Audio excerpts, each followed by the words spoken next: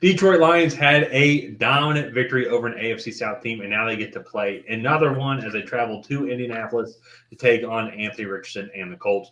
My name's Tyler, here with my brother Ryan, and we're going to break down this Week 12 matchup between the Lions and Colts.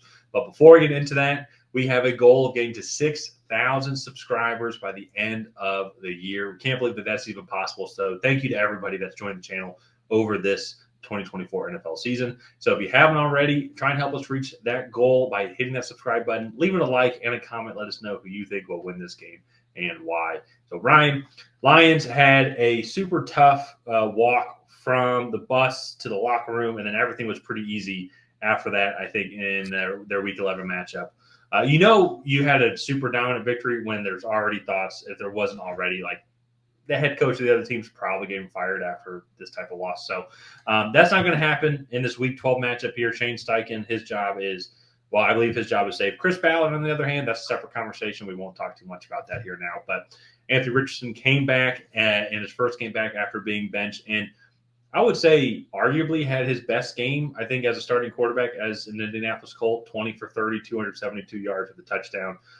10 for 32 rushing with 2 rushing touchdowns, including the game-winning touchdown. I would say that's a pretty good game. I would say that's pretty good welcome back. And so a lot to discuss here overall, but they looked extremely good. The defense actually looked okay. Maybe it's also a combination of the Jets' offense being atrocious. So we'll kind of wait and see. We'll have a better litmus test on how good this Colts defense is doing after this Detroit Lions game. But I want to throw it over to you here. What are some of the X factors overall for this team when it comes to for both these teams to come out victorious in Week 12? Yeah, I mean, it's a long road for the Colts. I think starting with the Lions, I think they have the most paths to success. But I think it's going to start running the football. This Colts rushing defense, I think statistically is okay. But if you go look, they've given up some pretty big numbers on the ground when they face some good rushing teams. And I think Detroit can definitely manhandle that line of scrimmage. And they can create the explosive plays with Jameson Williams, Monroe St. Brown, Khalif Raymond, Sam Laporta, like Jahmyr Gibbs as well. Like they can really score from anywhere on the field.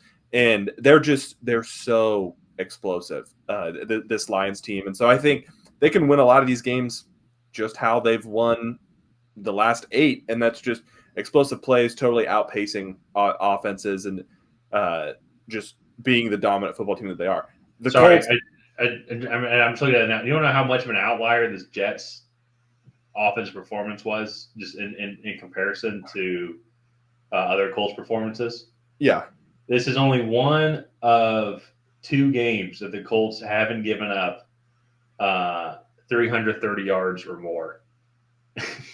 Which is wild to think about. Like the past 2 weeks, they've given up 400 plus.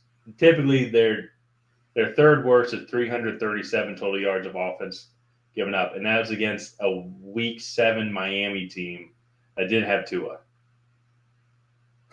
Oh, that was like the 15-10 game or whatever that they won. Like that was an awful football game. Something like that, yeah. So it's I think it's going to show how atrociously bad this Jets offense performance was. But I say that, and sorry to interrupt, but then it goes into this Detroit Lions offense who just absolutely torched this Jags defense.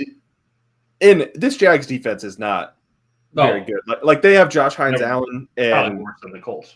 Trayvon Walker at the edge rusher position. Actually, like they have Devin Lloyd, who is a first-round pick linebacker, Tyson Campbell at corner. So like I guess they have players there, but like this team just has no system or consistency in place, and so that's why Doug Peterson is going to get fired. But for me, the Colts, they have to come out and they have to put up an offensive performance. To me, like they did today, but even more. I understand the frustrations with Anthony Richardson and his inconsistencies, but dude is 21 years old, I believe, and like hasn't played a lot of football. You knew when you drafted him last year that he was very much a project, but the athletic intangibles and whatnot, like dude was a unicorn and he needed to be developed. And so for me, I really like this game that they played here. He only had to throw the ball 30 times, took a lot of deep shots, But with that good completion percentage, only threw 1 touchdown. He had 10 carries for 32 yards for 2 touchdowns. They ran the ball, including Richardson's carries, 31 times or 35 times. Sorry. Like that to me, I think is the game plan that the Colts need to have. They just have to execute it against a much better defense and then actually play defense on top of it. So I think the latter part is going to be the bigger challenge. It is. I do believe that this Colts team, they're going to get their punches in, is because it's going to be interesting how this Detroit Lions defense just handles the athleticism of Anthony Richardson, especially the two. It is going to be in Indy, and so. That being said, though, it is still a Detroit Lions defense. They're still going to be able to manhandle. Like as much as I say the Colts are going to get their punches in, I think the Lions are just going to get that much back and more, especially on the defense side of the ball. And we're just talking about the defense side of the ball. I can absolutely see a scenario where the Lions score a touchdown on every single drive. Oh, totally. Like this. I'm only talking on the defensive side of the ball here. That's where it's like Alex Anzalone, their linebacker, he did break his arm today. And so that is a loss. So he'll be out to 6 to 8 weeks. So potentially be back for the playoffs here. But that being said, Zadarius Smith had a great first game within Detroit. They're still getting a bunch of pressure up middle as well. I think still solid performance overall from the secondary in general, even though it wasn't really too much of a test today. But so that's what I'm talking about, though, because the Colts still have good offensive weapons with Josh Downs, Michael Pittman, A.D. Mitchell, Alec Pierce has been developing well. Yeah. And so you still got Jonathan Taylor in the backfield. Still think it's going to be tough for the Colts to score, even though they are going to get a couple touchdowns in there.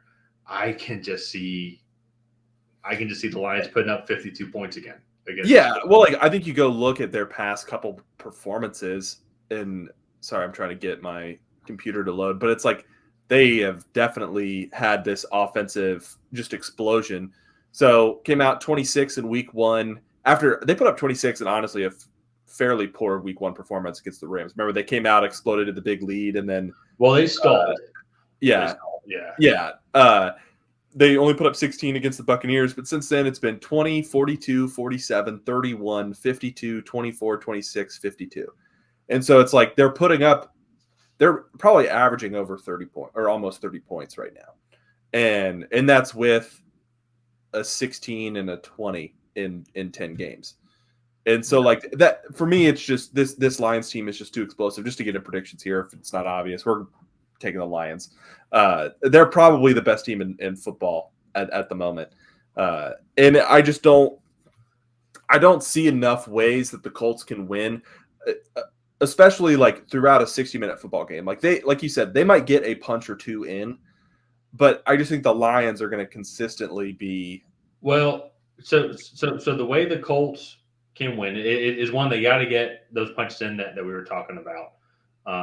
And so they're going to have to put up 24, 28 points. And on the flip side, too, what we have seen at times from this Ben Johnson offense with Detroit, and I think the one loss for Detroit is, I think, a good example. I know it was week 2, so it was a long time ago. But they could get a lot of yards. They had 463 total yards in that game.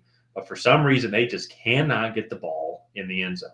Where they just stall out, they'll get to the 30 or whatnot, or the 40, and then they have to kick a field goal, and then like maybe they miss the field goal, or then they beat themselves up. They don't do it often, but that's when the Lions have lost games. It is really because of that. They just can stall out for whatever random reason, and the Colts are gonna have to hope that the Lions find a way to stall, because if it's the Lions offense today against a horrible Jags defense. Admittedly, there was no stalling at all. I don't think there was nothing that was stopping that offense from wanting to go down and score outside of putting in the backups in the fourth quarter. That was pretty much what it was. And so, but that being said, though, and that's me with them stalling, that's me being extremely nitpicky, in my opinion. I think it just goes to show how elite this offense is. No, oh, totally. And so that for me, I think, like, if their biggest problem is they occasionally don't score a touchdown, like that's, I think that's a pretty good problem to have. This offensive coaching staff is absolutely elite. I think Ben Johnson, he'll be a head coach next season, and it is fun to watch this offense. The only thing that I have concerns about, and I'm not trying to compare this to like the '07 Patriots, but like they are running up the score on some of these teams. Like you look at the Tennessee game. They didn't even really do it in the Tennessee game. But you look at the Dallas game and even like the game today, they are like balls to the wall for 60 minutes. And I'm worried they're going to run out of gas a little bit. Well, I will say, I don't know if 60 minutes is right because they put Hendon Hooker in, I think, to start the fourth quarter. So, to be fair, that's fair. So, like to be fair for them, like if they play just 45 minutes and then they're putting up 49 points, it's like okay, it's because at the same time too, as much as you want them to like not get hurt, you also don't want them to then get fatigued and get used to only playing 30 to 35 minutes in a game instead of at least going into like the start of the fourth or end of the third at least. And like with that being said, like the Lions had to play a full game against the Texans the week before. They had to play a full game against the Packers and the Vikings. What a funny statement that is, because like you're right, but it's like they had to play a full game the week before. They had to play a full game before that. So it's like they deserved a break. Yeah. So, all right, we're both taking the Lions here. Let's go ahead and wrap this video up. If you guys have not already, please go ahead and like and subscribe.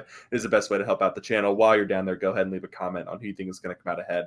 Will it be the Detroit Lions? Will it be the Indianapolis Colts? None of that. We'll see you guys next time.